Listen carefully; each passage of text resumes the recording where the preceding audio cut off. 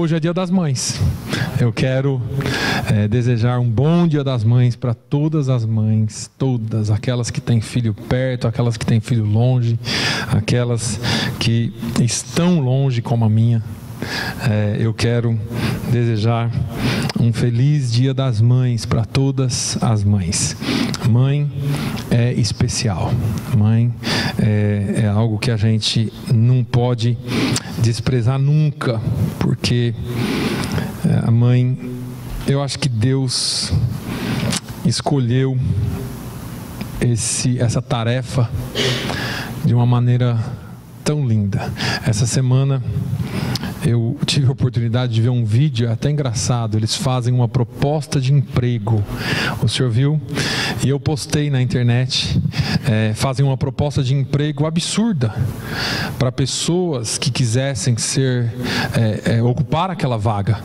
E a vaga requeria assim, coisas absurdas. 24 horas por dia, em pé o tempo todo, com alguns momentos de descanso. E olha lá, se der. E tem que ser formado no mínimo em medicina, relações públicas e outras coisas, culinária, e uma carga de trabalho 365 dias por ano, 7 dias por semana, 24 horas, e os candidatos, pessoas formadas, pessoas com qualificação, falavam: isso é insano, isso é no mínimo desumano. Teve uma pessoa que perguntou: isso é permitido por lei? Ele: é permitido por lei, é permitido por lei. E por fim, a pessoa que estava entrevistando fala assim: olha, tem milhões de pessoas ocupando esse cargo. E as pessoas olham assim e falam: quem? Ele fala: as mães. Então as mães são pessoas especiais que desenvolvem habilidades fantásticas mesmo sem saber. E aí elas desenvolvem essa habilidade porque isso foi algo que Deus já colocou nas mães, amém? Então, mães são especiais, a todas as mães que tenham um dia abençoado no nome de Jesus, amém? É impossível nós deixarmos esse dia passar em branco, é impossível a gente não falar sobre o Dia das Mães, porque são pessoas que Deus criou para que nós pudéssemos entender ainda de longe, ainda que à distância, ainda que muito pouco, um amor aproximado ao amor de Deus. Veja que Deus amou o mundo de tal maneira que Ele deu o seu Filho, Ele se entregou por nós. E eu não vejo nenhuma mãe em sã consciência que não se entregaria por seu filho. Ainda, mais uma vez, essa semana eu vi uma reportagem de uma mãe que estava com câncer, grávida, e deixou o tratamento de quimioterapia para que o filho pudesse ser salvo. E ela morreu.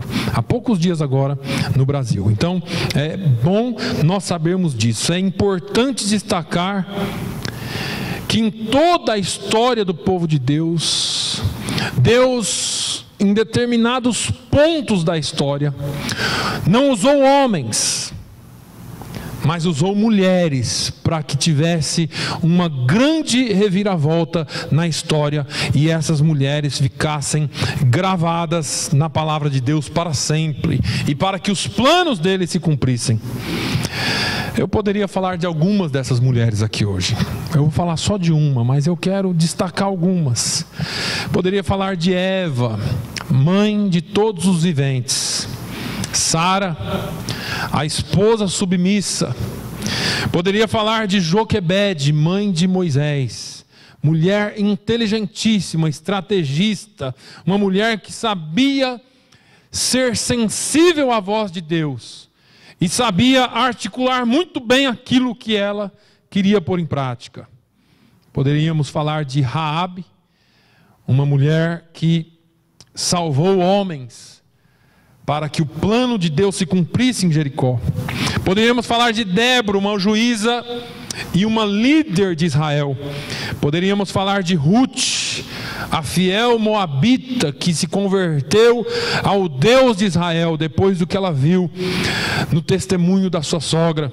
Poderíamos falar de Ana, a mãe dedicada que entregou o seu filho nas mãos do sacerdote para que ele fosse servir a Deus em toda a sua vida. Batseba, a mãe que foi perdoada e restaurada por Deus. Poderíamos falar daquelas sem nome, por exemplo, a viúva de Sarepta, que foi usada por Deus para alimentar o profeta, e ao mesmo tempo o profeta foi usado por Deus para trazer vida para ela e para o seu filho. Poderíamos falar da sunamita, que também não tem nome na Bíblia, mas que é uma das histórias lindas da Bíblia. Poderíamos falar de Uta, a profetisa que mudou uma nação inteira, usada por Deus. Poderíamos falar de Esther, uma rainha corajosa, que por causa da sua coragem o povo de Israel, o povo judeu, foi salvo em terra estranha. E poderíamos falar de muitas outras, e até no Novo Testamento. Mas eu quero nessa manhã refletir um pouquinho sobre a pessoa de Maria,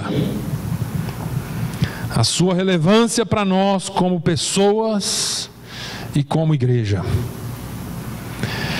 Para tanto, eu quero convidá-lo a abrir a Bíblia em Lucas, Evangelho de Lucas, no capítulo 1, chapter 1, versículos 26 ao 38. 26, Luke chapter 1, 26 to 38.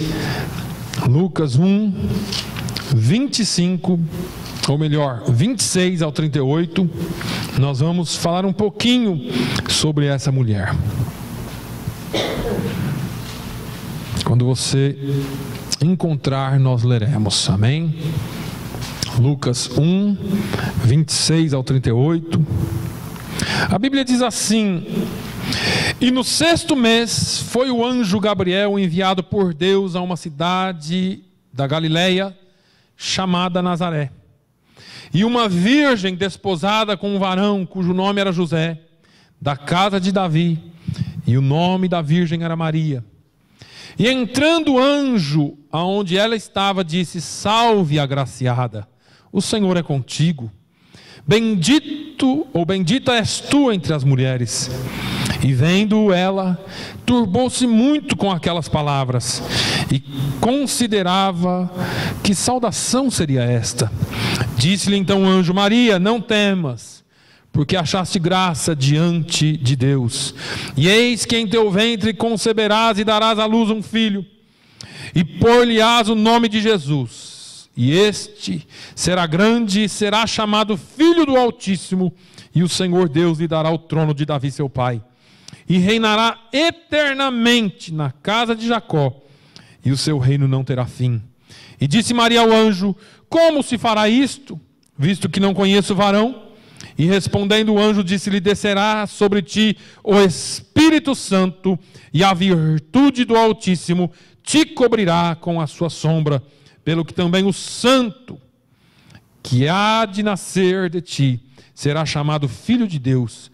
E eis que também Isabel, tua prima, concebeu um filho em sua velhice, e é este o 6º mês para aquela que era chamada estéril, porque para Deus nada é impossível. Disse então Maria: eis aqui a serva do Senhor, cumpra-se em mim segundo a tua palavra. E o anjo ausentou-se dela. Amém? Nós gostamos muito de falar dos heróis da Bíblia. Gostamos demais de falar sobre Davi, demais de falar sobre José. E a história desses homens é muito importante para nós. No entanto, nas igrejas evangélicas, pouco ou quase nada se fala sobre Maria, mãe de Jesus. Parece que há uma espécie de tensão a respeito da pessoa de Maria. Parece que algumas igrejas, tudo que cheira Maria, colocam de lado com medo da idolatria. Isso se deve ao fato de que existe muito ou nada ou pouquíssimo conhecimento. Pois, infelizmente, irmãos, nós somos um povo biblicamente analfabetos. Conhecemos pouquíssimo da Bíblia. Achamos que o domingo de manhã ou domingo à noite é suficiente para nos instruir na palavra de Deus. Enquanto o salmista no Salmo 1 diz: medita nela de dia e de noite, e você vai ser bem-aventurado. Daí existe uma má compreensão de quem foi Maria e da sua importância. Veja que, por um lado, temos aqueles que cultuam a Maria, a idolatram, e por outro lado, temos aqueles que preferem nem citar o seu nome, por medo de falar sobre ela. E um dos nossos maiores problemas com respeito a isto é que negligenciamos a natureza divino-humana de Jesus. Negligenciamos, negamos a sua natureza divino-humana. Como nós fazemos isso? Vamos lá. Jesus herdou de Deus Pai a natureza divina, mas a natureza humana ele herdou de Maria. Ele não herdou toda a natureza que ele tem de Deus, porque se Jesus fosse vir somente de Deus, ele teria se transfigurado ou se transformado em ser humano, e ele apareceria em algum ponto da terra, em algum momento, como já adulto, e iria fazer o ministério dele. No entanto, ele não teria, talvez, o conhecimento do sentimento do ser humano. E aí, daí o fato de Jesus ter nascido de uma mulher como humano, herdado a natureza humana, para que ele pudesse vir conhecer os sentimentos do ser humano, para que ele pudesse saber por que é que o ser humano se distancia tanto de Deus, para que ele viesse entender, porque na sua grandeza talvez ele não conseguisse. Eu não quero aqui que você crie na sua mente que Deus não pode, eu só estou dizendo que eu acho que Deus nos viu tão pequeno, e ele falou: eu quero me fazer tão pequeno quanto ele, para que eu entenda o que vai no coração do homem. Porque não é possível, tem tudo, dei tudo, criei tudo, e ele se distancia tanto de mim. Eu quero saber o que vai nele. E esse sentimento, esse conhecimento, ele herdou da natureza humana vindo de Maria. Relacionamos-nos com Deus ou com Jesus somente da perspectiva da sua divindade. Vemos Jesus como Deus, e ele é Deus, mas esquecemos que ele também é homem, e que ele foi homem, e que ele tem um sentimento de homem. Jesus é 100% homem e é 100% Deus. Jesus não veio ao mundo para que nós o conhecêssemos somente como sendo o verdadeiro Deus, mas ele veio ao mundo para que nós o conhecêssemos como ele sendo o verdadeiro homem a quem nós devemos seguir.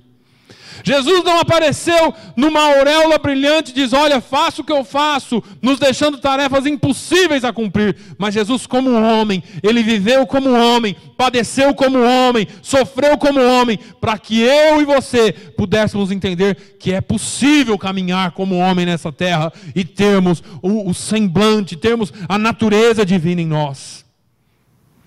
Nesse sentido, foi Maria quem desempenhou esse papel fundamental no que diz respeito à encarnação do Verbo. Ou como disse o apóstolo João: o Verbo se fez carne e habitou entre nós. João 1:14. Maria morava na cidade ou numa vila chamada Nazaré. Uma pequena vila com mais ou menos 90 casas, que ficava a cerca de 130 quilômetros a nordeste de Jerusalém. Nazaré era aquela cidadezinha sem nenhuma importância, uma cidadezinha esquecida por todos, e isto fica bem claro nas palavras de um homem chamado Natanael. Quando alguém diz para ele: Natanael, o Messias vem, e ele é lá de Nazaré. Ele disse assim: espera aí, tem alguma coisa errada. Pode vir alguma coisa boa de Nazaré? Ou seja, Nazaré é um lugar tão insignificante, tão sem importância, que eu imagino que ninguém que seja bom vem de lá. Seus pais, os pais de Maria, tinham prometido ela para um jovem carpinteiro chamado José. Eles estavam noivos, se é que nós podemos chamar assim. Mas talvez José estivesse nos seus últimos preparativos, preparando a sua casa, para então desposar Maria, para então se casar com ela. Maria não tinha uma vida muito aparente, porque além da sua humildade, além de ser de uma família humilde, as mulheres daquela época não tinham não apareciam muito na sociedade. Elas eram meio que deixadas de lado. Agora, um dia qualquer, talvez Maria estivesse lavando louça para sua mãe, ou limpando o chão da casa, que eu não sei se era de madeira ou se era de barro. Talvez Maria estivesse fazendo algum dos afazeres de casa. E aí, ela teve uma experiência espiritual assustadora. Veja, irmãos, que isso é de se destacar, porque naquele tempo já se faziam muitos anos que não se levantava profeta em Israel, que não se ouvia a palavra de Deus em Israel, o Espírito Santo não falava mais com o povo, e tudo que eles tinham era a palavra escrita, a lei do eu posso e eu não posso. Você pode fazer isso, mas isso você não pode. E eles eram regidos por lei e não por graça. Entenda que existia uma carga muito pesada nas costas das mulheres. Eu disse para vocês que todas as vezes que Deus quis mudar a situação da história, em alguns pontos importantes da história da humanidade, Deus usou mulheres. Eu não sei por que é que Deus escolheu Maria. Talvez fosse pela sua sinceridade, pela forma como ela andava, porque a Bíblia diz que ela achou graça aos olhos do Senhor, ou nos olhos do Senhor. Um anjo de Deus entra no lugar que ela está. Eu imagino talvez aquele gigante brilhando, não sei como que ele entrou, mas ele entrou e não deu tempo nem para ela fazer. Ele já disse: salve, agraciada. Em outras palavras, ele diz: alegre-se, você achou graça, o Senhor é contigo, bendita és tu entre as mulheres. Eu sei que falar sobre Maria é mais do que falar sobre uma grande mulher, é falar de uma heroína nas páginas da Bíblia e nas páginas da história, é falar sobre a mãe do Salvador do mundo, é falar de uma mulher que nós vamos aprender um pouquinho com ela nessa manhã. Estamos aqui tentando tratar sobre esse assunto, irmãos, mas é muito difícil, porque eu não vejo na Bíblia, e talvez nas nossas vidas aqui, tirando a salvação, maior graça do que ser escolhida para ser a mãe de Jesus. E é interessante como nós às vezes esquecemos disso. É claro que nós não temos que enfatizar isso todo dia, mas veja que é interessante isso. E eu entendo que por mais que eu me esforce em explicar isso, ainda é difícil entender, porque só ela sabe o que é ser mãe de Jesus. Mas vamos nos arriscar aqui a falar um pouquinho sobre isso. Vamos pensar um pouquinho sobre essa mulher extraordinária e algumas lições que podemos aprender sobre ela. Quando o anjo apareceu para Maria e falou com ela, apesar de ter se turbado, a Bíblia diz, apesar dela ter ficado um pouco amedrontada, Maria considerou um privilégio servir a Deus, mesmo em face de todo o sofrimento que enfrentaria. Vamos lá. No versículo 38, Maria diz assim: disse então Maria: eis aqui a serva do Senhor. Para um pouquinho aí. Um grande escritor escreveu a respeito da experiência de Maria. Ele disse: a visitação de Deus com certeza iria bagunçar a vida de Maria. iria lançá-la em um mundo de muita dor e de muito sofrimento. Há alguma coisa estranha com o anúncio do anjo, porque a palavra alegria, ou salve, ou alegre-se, não combina com o futuro que já estava determinado para ela. Salve, alegre-se, você achou graça diante de Deus. Alegre-se, seu casamento será perturbado e seu marido será obrigado a enfrentar o constrangimento de uma gravidez mal explicada. Tem como se alegrar nisso? Alegre-se, você ouvirá o choro das mães de Belém, lamentando a morte de seus filhos por uma perseguição visando o menino que você vai gerar. Alegre-se, você será obrigado a viver em terra estranha, no Egito, exilada dos que querem matar o seu filho, aquilo que você vai gerar, ou aquele que você vai gerar.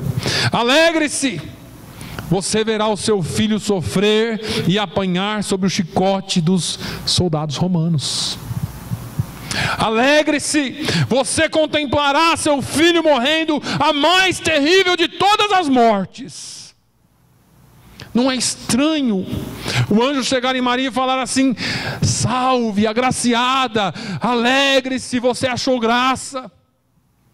Maria teve uma postura completamente diferente da que possuímos hoje. Nos dias de hoje, quando somos chamados a servir a Deus, não perguntamos mais qual é o preço. Eu fico imaginando o anjo falar assim: não, você não conheceu o homem, mas não tem problema, o Espírito Santo descerá sobre ti. Maria, será que ela não pensou, e como vai ser esse negócio? Porque o que é que vão falar de mim? E agora? Eu ainda não estou casado, eu ainda não estou na mesma casa que o meu marido, e agora como vai ser? Mas hoje em dia nós não perguntamos mais qual é o preço, ou qual é o sacrifício a ser pago. Não estou falando de sacrifício de salvação. Eu estou falando qual é o caminho a ser trilhado. Nós não perguntamos mais. A pergunta que muitos fazem hoje é: o quanto eu vou lucrar seguindo a Jesus e servindo a Deus? O que é que eu vou ganhar? Qual vai ser o meu milagre? Qual é a campanha que eu tenho que participar para ficar mais rico? Qual é a campanha ou o que eu tenho que fazer para que Deus me abra portas para eu ganhar? Para eu lucrar com isso? Em outras palavras, o quanto eu vou receber em recompensa por servir a Deus? Jesus, numa certa ocasião, falou isso, e eu falei sobre isso já 2 domingos. Se alguém quiser vir após mim, negue-se a si mesmo, tome cada dia a sua cruz e siga-me. E é interessante porque eu não citei isso, mas carregar a cruz hoje é diferente daquele tempo. Porque naquele tempo, se alguém fosse visto carregando a cruz, significava o quê? Que ele ia morrer naquela cruz. Hoje em dia esse negócio de carregar a cruz é tão assim subjetivo, né? Carregamos a nossa cruz do jeito que dá. Mas Jesus ainda continua dizendo: olha, é importante que você entenda que hoje cruz para você significa triunfo, significa vitória, mas para mim, carregar a sua cruz significa sofrer por mim. Ainda significa que você precisa crucificar algumas coisas da sua vida para viver por mim. Foi Paulo quem falou sobre isso. Quando Cristo convida-nos a carregar a cruz e segui-lo, significa renúncia. Significa renunciar o eu. Significa renunciar o meu. Significa renunciar aquilo que eu possa ter ou lucrar. Significa a renúncia do que eu possa ganhar com isso. Renúncia da minha posição, renúncia do meu cargo, renúncia da minha reputação. E foi isso que Maria fez. Renúncia. O texto fala que foi exatamente isso, ou essa a atitude dela. Foi assim que ela se comportou. Ela renunciou-se a si mesma, em prol do que Deus tinha para realizar por intermédio dela. Trazer o Salvador a este mundo. E isso, hoje nós lemos a história. Maria, mãe do Salvador, que bonito. Mas nós não entendemos a profundidade disso. O chamado para servir a Deus não é necessariamente um chamado ao sucesso, ao privilégio, ao status. Porque a cabeça de Maria podia pensar assim: bom, eu vou ser mãe de Jesus, Jesus, o Salvador do mundo, ele vai ter o trono de Davi, vai reinar eternamente. Estou feita. É a mesma coisa que ser mãe de jogador de futebol hoje, famoso. Estou com o burro na sombra. Mãe do Salvador, ele vai salvar o mundo, ele vai ter o trono de Davi. O Israel esperava por isso. Ele vai reinar eternamente. Agora a coisa ficou boa para mim. Mas não foi bem assim. Eu acredito que no coração de Maria, talvez ela não tenha entendido imediatamente aquilo que ia acontecer. Mas conforme as coisas foram acontecendo, conforme as coisas foram caminhando, eu acredito que ela começou a perceber como que seria esse negócio. As palavras do apóstolo Paulo diz que o sofrimento faz parte do nosso chamado. Filipenses 1:29, ele diz assim: porque a vós vos foi concedido em relação a Cristo não somente crer nele, como também padecer por ele. Irmãos, nós não fomos chamados só para crer, nós fomos chamados para segui-lo, andar os seus passos, pisar nas suas pisaduras. Paulo também um dia fez um convite ao jovem pastor Timóteo. Ele disse assim: tu, pois, sofre as aflições como um bom soldado de Jesus Cristo. Pedro também, usado por Deus, disse: porque para isto sois chamados, pois também Cristo padeceu por nós, deixando-nos o exemplo para que sigais as suas pisadas. 1 Pedro 2:21. Em um cântico, Maria diz que seu espírito se alegrava em ser útil a Deus, no versículo 47. A pergunta que fica nessa manhã é a seguinte: existe alegria verdadeira em nós por servirmos a Deus, mesmo diante da dificuldade? Irmãos, basta nós entrarmos um pouquinho na dificuldade e nós, como bons seres humanos, começamos a reclamar. Está difícil, não está fácil, só Jesus na causa, só misericórdia, meu Deus, me ajuda. E todos nós somos assim, nenhuma diferente. Parece que a Bíblia algumas vezes se torna branca, porque suas palavras parecem que às vezes não fazem tanto efeito como deveriam. Às vezes nós não damos lugar para elas fazerem efeito em nós como deveriam. Mas em segundo lugar, Maria não teve medo de se entregar inteiramente a Deus. Cumpra-se em mim segundo a tua palavra, versículo 38. Que interessante. Ela entregou o seu corpo virgem, ela entregou a sua integridade de mulher, ela entregou a sua reputação na comunidade. Irmãos, pensa bem, eram 90 casas, era um negócio desse tamanhozinho assim.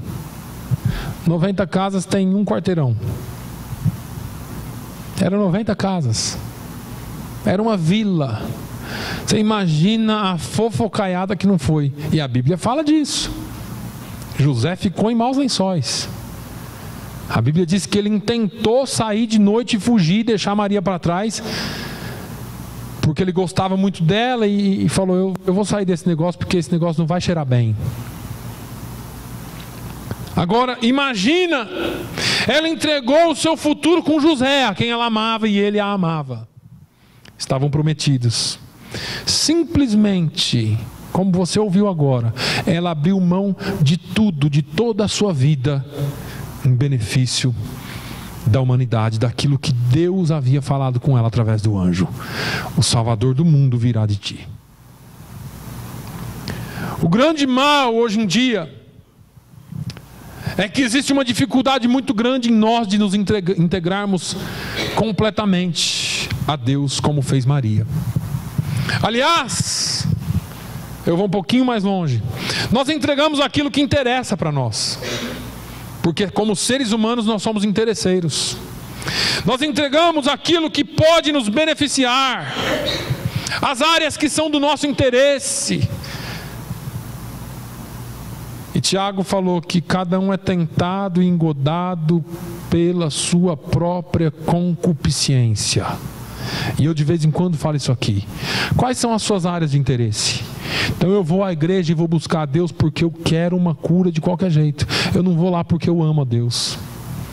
E se Ele me curar, eu vou servi-lo. E se Ele não me curar, eu vou servi-lo.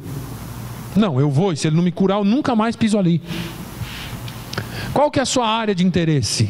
Eu vou porque eu quero ganhar mais. E lá tem um pastor que fala que se eu der o dízimo, eu vou ganhar muito mais. Então eu vou.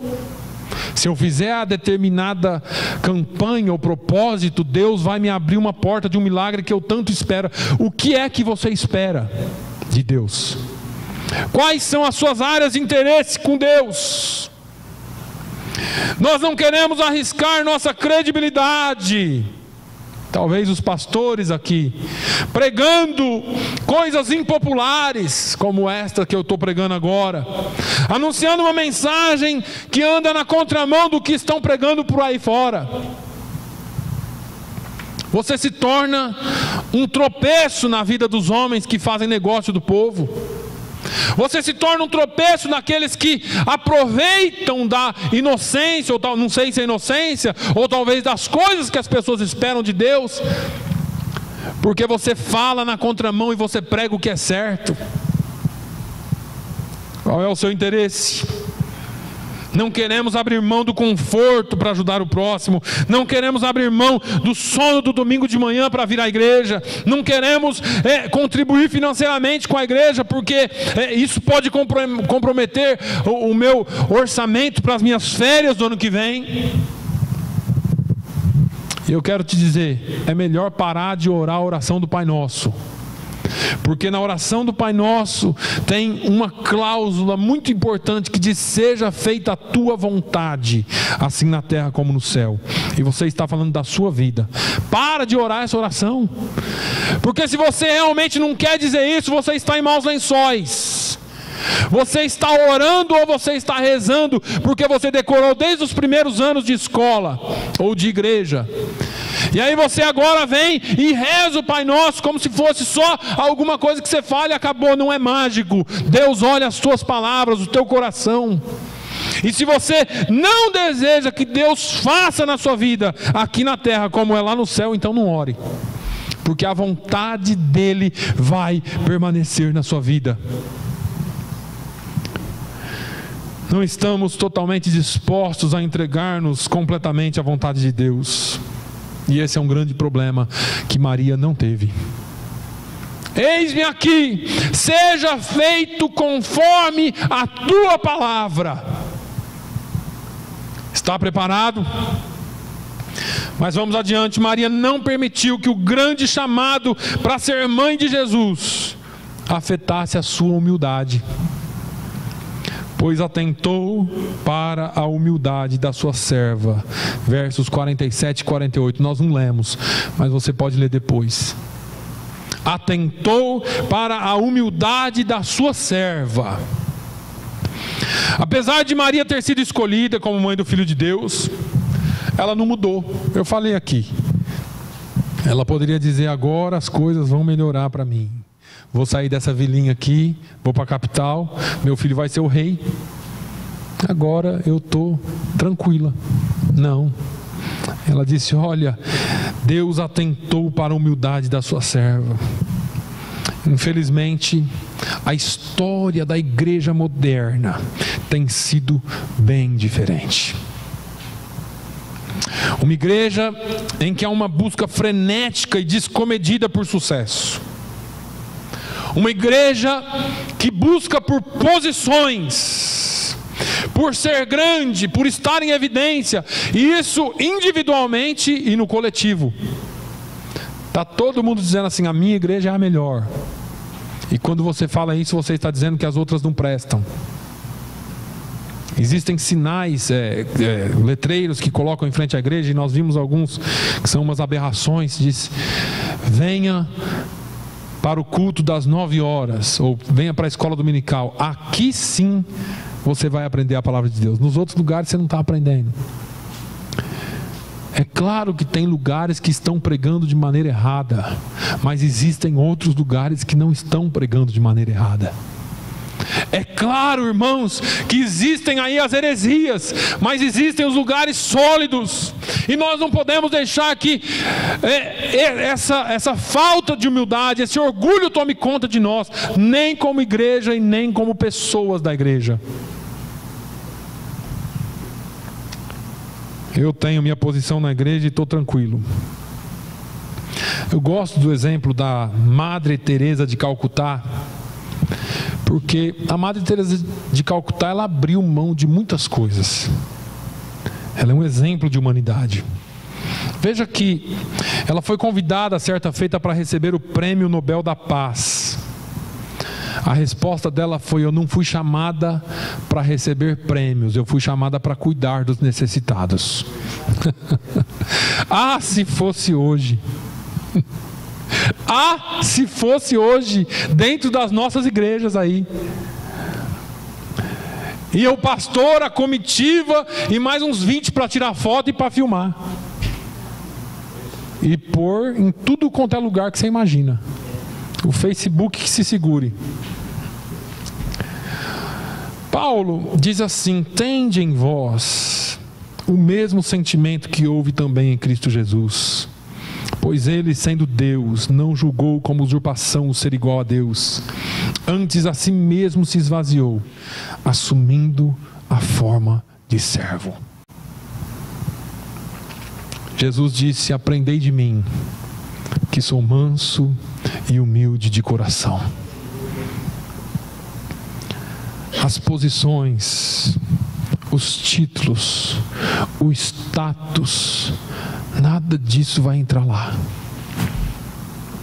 E é melhor que você não tenha nada disso, mas tenha um coração humilde na presença do Senhor. É melhor que você não seja achado naquela classe de Mateus 7, que vai dizer assim: Jesus, nós curamos em teu nome, nós expulsamos demônios em teu nome, nós fizemos milagres, nós fizemos isso, fizemos aquilo. E Jesus olhar para eles e falar assim: apartai-vos de mim, malditos, porque não vos conheço. É melhor que você esteja naquela classe que ninguém vê, o seu pastor não vê, o seu pai, sua mãe não vê, o seu vizinho não vê, ninguém te vê, mas o seu coração está em ordem com Jesus. E quando você se apresentar diante dele, ele vai falar: vinde, benditos do meu Pai, possuir por herança o reino que está preparado desde a fundação do mundo. É melhor você não ter nenhum reconhecimento aqui, mas que você seja reconhecido na glória por ele. Aleluia. Maria nos ensina que sua posição como mãe de Jesus não a fez imaginar que ela não precisasse continuar sendo fiel a Deus. Tem gente que é pastor, mas não é crente. Tem ou não tem? Fala para mim. Tem gente que é promovido, segundo a cabeça dele dentro da igreja, a diácono, e ele começa a tratar os irmãos diferente. Depois ele é promovido na cabeça dele a presbítero, e aí então acabou. E se ele chegar a pastor, então, aí, irmãos, aí só misericórdia.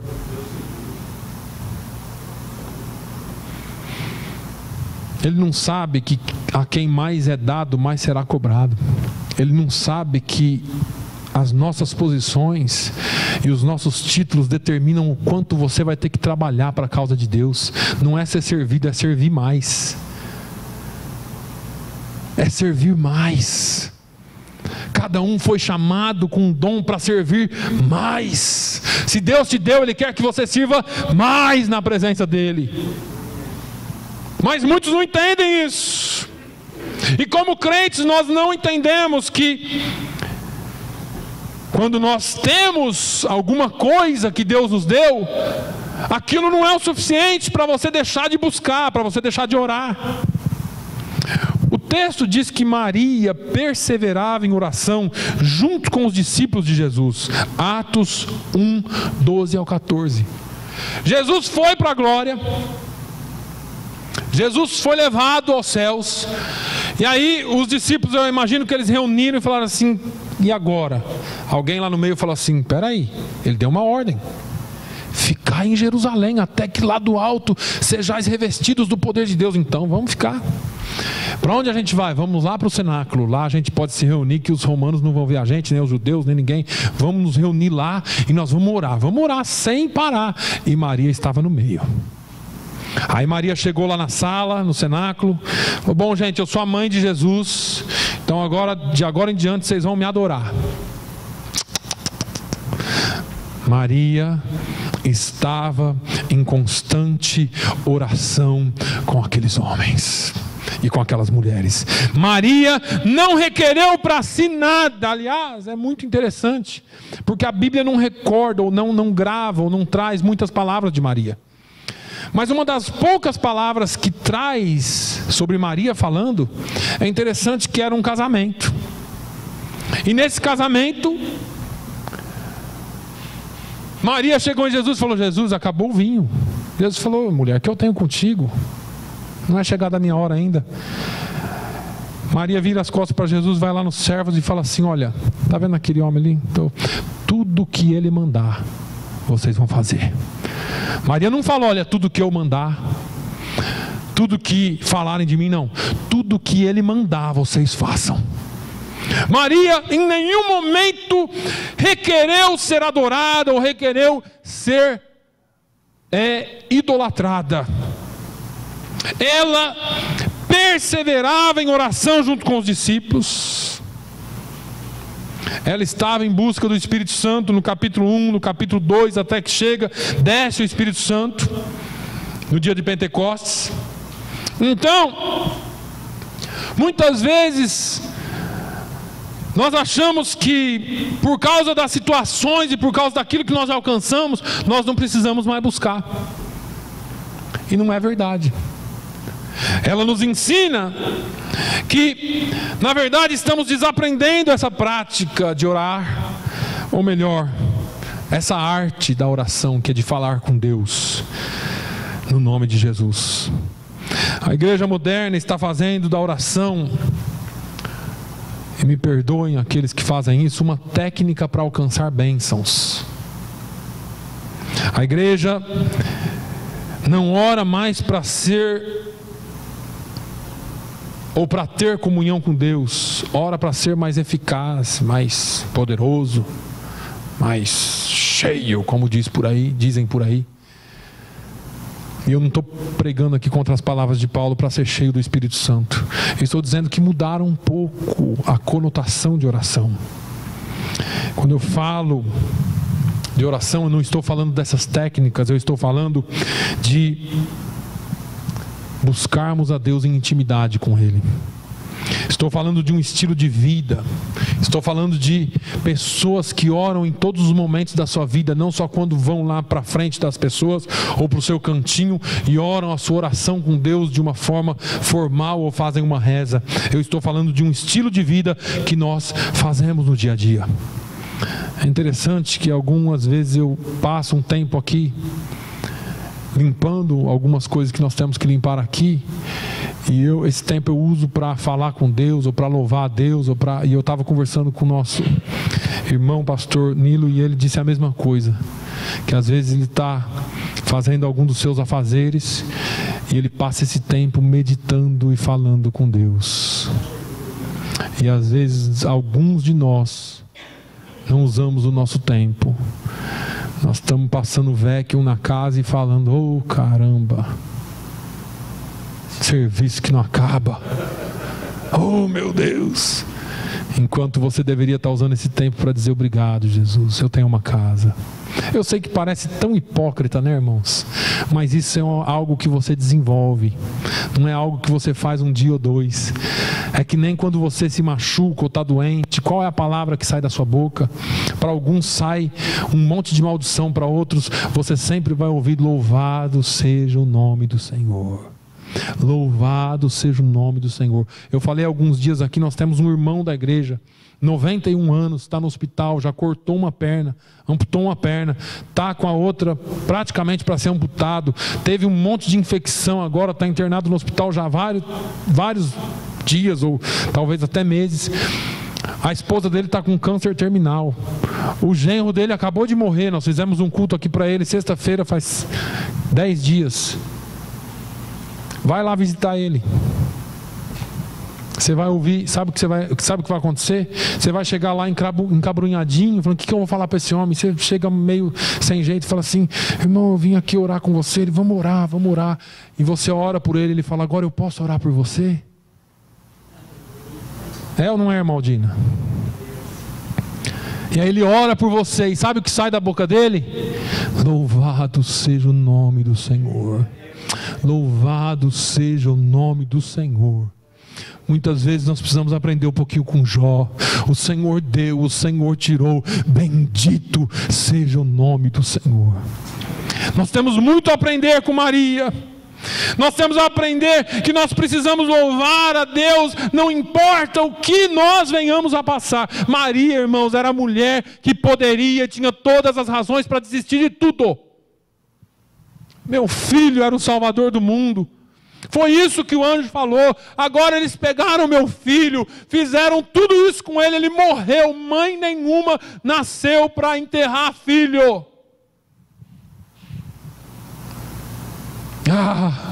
Ela podia ter desistido naquele dia que ela viu o filho dela na cruz.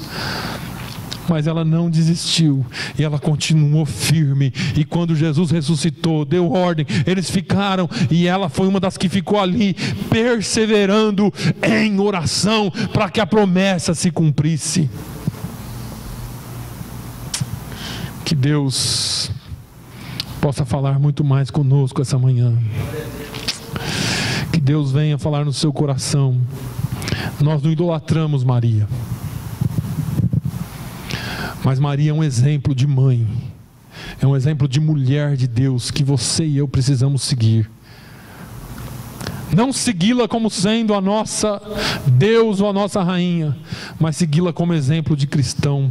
Paulo falou: sede meus imitadores, como eu sou de Cristo. E Maria era uma imitadora de Cristo. Ela viu seu filho crescer. Ela foi a mulher que ensinou os primeiros passos para ele. Mas ela foi a mulher que aprendeu muito com ele. Eu não faço ideia do que Maria presenciou e testemunhou na vida de Jesus. Não tem como fazer ideia. Os livros não poderiam conter. Mas eu imagino tudo aquilo que ela viu. E por isso ela persistiu. Amém?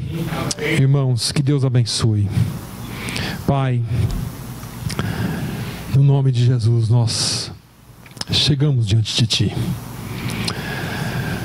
O apóstolo Pedro diz que não há outro nome entre os homens pelo qual importa que sejamos salvos. Não foi ninguém que morreu na cruz por nós, a não ser Jesus. Mas existem pessoas importantes nessa trajetória. E nessa manhã nós falamos baseados no nome dessa mulher, que é um exemplo de vida, é um exemplo de mãe, é um exemplo de pessoa, é um exemplo de cristã. Senhor, que através do exemplo dessa mulher nós venhamos a aprender muito com Jesus.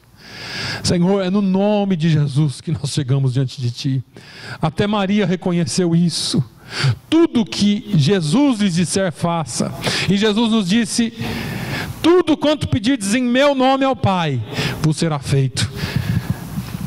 Pai, no nome de Jesus, no nome de Jesus, que a Tua palavra ache guarida nos corações dessa manhã, que a Tua palavra fique, Senhor, e que esses corações possam remoer e lembrar e fazer dessas palavras, Senhor, palavras de vida para os seus corações, para as suas vidas.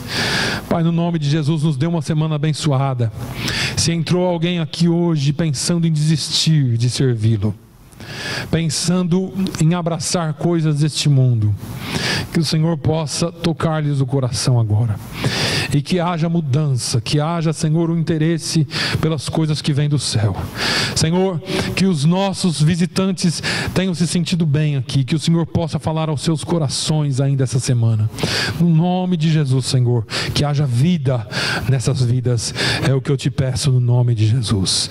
Que o amor de Deus, a graça do nosso Senhor e Salvador Jesus Cristo, a comunhão e a consolação do Espírito Santo seja com todo o povo de Deus, hoje e sempre. Todos digam amém. Glória a Deus.